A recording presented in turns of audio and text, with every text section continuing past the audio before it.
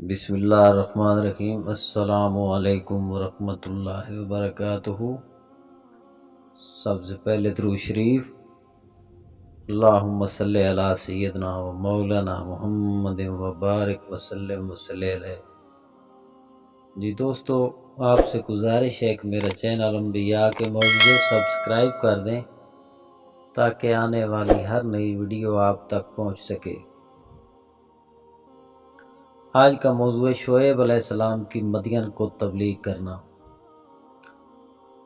مدین کی طرف ان کی برادری سے شعیب علیہ السلام کو بھیجا، کہا اے میری قوم، اللہ تعالیٰ کی عبادت کرو، اس کے سوا کوئی تمہارا معبود نہیں۔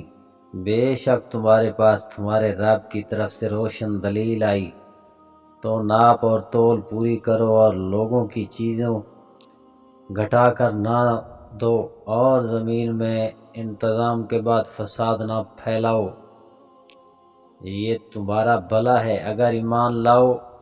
ہر رستہ پر یوں نہ بیٹھو کہ راہ گیروں کو ڈراؤ، اور اللہ تعالیٰ کی راہ سے انہیں روکو جو اس پر ایمان لائے، اور اس میں کجی ٹیڑھا پن چاہو، اور یاد کرو جب تم تھوڑے تھے اس نے تمہیں بڑھا دیا، اور دیکھو فسادیوں کا کیا انجام ہوا۔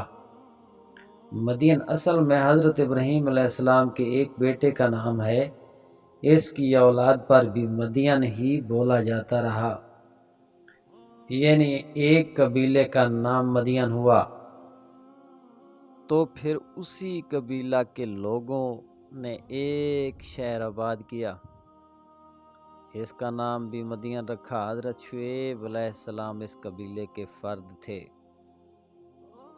ذکر ہے کہ شعیب علیہ السلام نے اپنی قوم کو 3 چیزوں کا حکم دیا، اور ایک یہ کہ ان کو اللہ تعالیٰ کی عبادت کا حکم دیا اور غیر اللہ کی عبادت سے منع کیا۔ تمام انبیاء کرام کی شریعتوں میں یہ قانون متعبر رہا ہے کہ شعیب علیہ السلام نے اسی قانون کے مطابق اپنی قوم کو کہا، اے قوم، اللہ تعالیٰ کی عبادت کرو، اس کے بغیر تمہارا کوئی معبود نہیں۔ دوسری بات یہ تھی کہ آپ نے اپنی نبوت کا دعویٰ کیا اور فرمایا، بے شک تمہارے پاس تمہارے رب کی طرف سے روشن دلیل آئی۔ مراد معجزہ اس لیے کہ ہر مدعی نبوت کے لیے ضروری ہوتا ہے کہ وہ اپنا معجزہ دکھائے، اگر اس کے پاس کوئی معجزہ نہ ہو تو وہ نبی نہیں ہوگا بلکہ وہ جھوٹا نبی ہوگا۔ واضح ہوا کہ آپ علیہ السلام کو معجزہ حاصل تھا جو آپ کی صداقت پر دلالت کر رہا تھا۔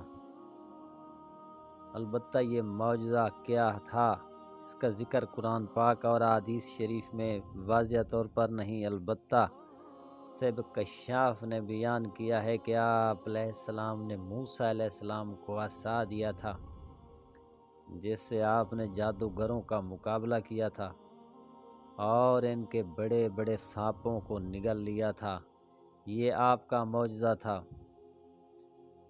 اسی طرح آپ نے موسیٰ علیہ السلام کو بتا دیا تھا کہ ان کی بکریوں کے بچے سیاہ سفید رنگ کے ہوں گے، تو ایسے ہی ہوا۔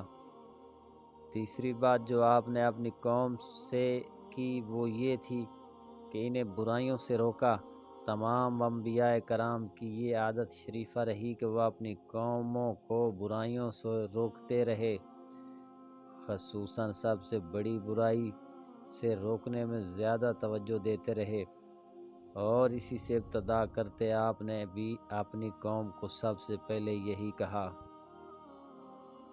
کیونکہ شعیب علیہ السلام کی قوم کے لوگ تاجر تھے، وہ ناپ تول میں کمی کرتے تھے، اسی طرح لوگوں کا مال ناجائز طریقہ سے ہڑپ کرتے تھے، اس برائی پر فتنہ فساد مرتب ہوتا تھا۔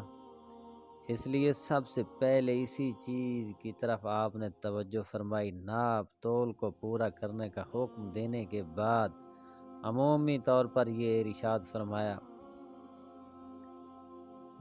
فرمایا تمام قسم کی برائیوں سے روکنے کو شامل ہے، یعنی کسی کا مال نہ چھینو، غصب نہ کرو، چوری نہ کرو اور رشوت نہ ڈالو، ڈاکہ نہ ڈالو، کسی طرح بھی کسی ہیلہ سے بھی لوگوں کا مال نہ بٹورو۔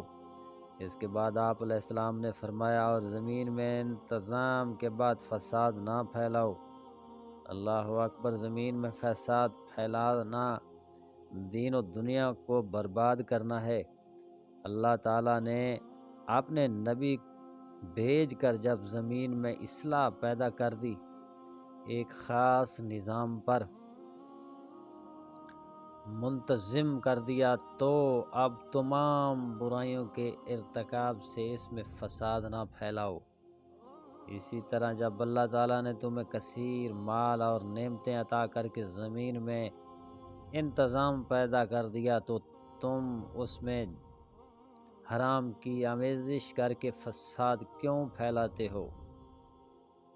ان تمام امور کا مقصد یہ ہے کہ تم اللہ تعالیٰ کے امر کی تعظیم بجا لاؤ، یعنی اللہ تعالیٰ کی وحدانیت، آپ نے نبی کی نبوت کو تسلیم کرو اور اللہ تعالیٰ کی مخلوق پر مہربانی کرو۔ اگرچہ تم تمام مخلوق کو نفع تو نہیں پہنچا سکتے، لیکن کم از کم فساد کو چھوڑ کر، کم تولنا، کم ناپنے کو چھوڑ کر اور ہر قسم کے شر سے دور رہ کر اللہ تعالیٰ کی مخلوق کو ایذا تکلیف سے تو بچا سکتے ہو۔ اگر تم ایمان لاتے ہو تو تمہارے لیے اللہ تعالیٰ کے احکام پر عمل کرنا ہی بہتر ہے۔ سبحان اللہ۔ دوستو، اگر ویڈیو پسند آئے تو چینل سبسکرائب کرنا، کومنٹس میں اپنی رائے بھی دینا اور یہ ویڈیو اپنے دوستوں کو شیئر کرنا۔ اللہ تعالیٰ آپ سب کو سلامت رکھے، آمین ثم آمین۔